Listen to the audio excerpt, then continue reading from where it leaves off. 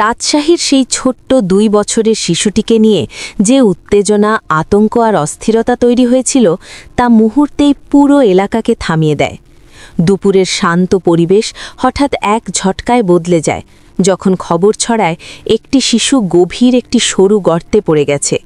প্রথমে কেউই বুঝে উঠতে পারছিল না পরিস্থিতি কতটা ভয়াবহ।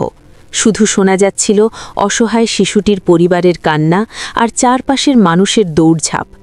কয়েক মিনিটের মধ্যেই ফায়ার সার্ভিসের সদস্যরা পৌঁছে যায় ঘটনাস্থলে, আর শুরু হয় এক নিঃশ্বাস বন্ধ করা উদ্ধার অভিযান। যে গর্তে শিশুটি পড়েছে সেটা এতটাই সরু, এতটাই গভীর আর বিপজ্জনক যে নেমে যাওয়া তো দূরের কথা, উঁকি দেওয়াটাই ছিল ঝুঁকিপূর্ণ। তারপরও তারা চেষ্টা চালিয়ে যায়। যন্ত্রপাতি বসানো হয়, মাটি কাটা হয়, চারপাশকে নিরাপদ করতে বালুর বস্তা রাখা হয়, আর মুহূর্তে মুহূর্তে পরিস্থিতি পর্যবেক্ষণ করা হয়। মানুষ ছুটে আসে দূর দূরান্ত থেকে, লাইভ ভিডিও হতে থাকে। সবাই একটাই প্রত্যাশায়, হয়তো কোনোভাবে বাঁচানো যাবে এই ছোট্ট প্রাণটিকে।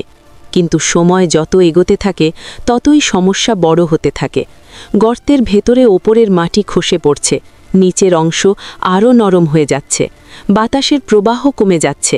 সব মিলিয়ে উদ্ধারকর্মীরা বুঝতে পারে এই মিশন সাধারণ কোনো উদ্ধার নয়, বরং সময়ের সঙ্গে লড়াই।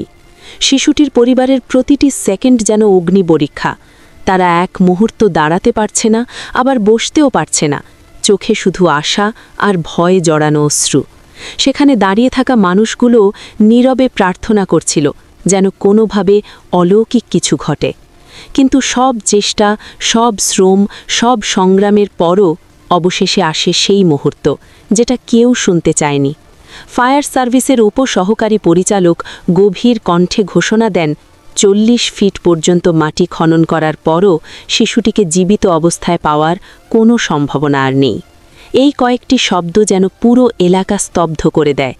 মানুষের কোলাহল এক মুহূর্তে শূন্যে মিলিয়ে যায়।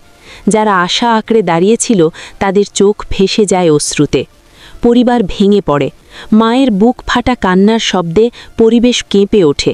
উদ্ধারকর্মীরাও নিঃশব্দে মাথা নিচু করে দাঁড়িয়ে থাকে, কারণ তারা জানে তারা সর্বোচ্চ চেষ্টা করেছে, কিন্তু প্রকৃতির নির্মমতা তাদের পথ আটকে দিয়েছে।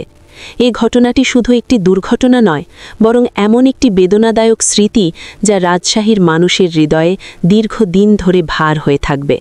ছোট্ট এই শিশুটির হারিয়ে যাওয়া যেন সবাইকে মনে করিয়ে দিল, কিছু কিছু লড়াইয়ে মানুষ যতই চেষ্টা করুক, বিজয় সবসময় তার হাতে থাকে না।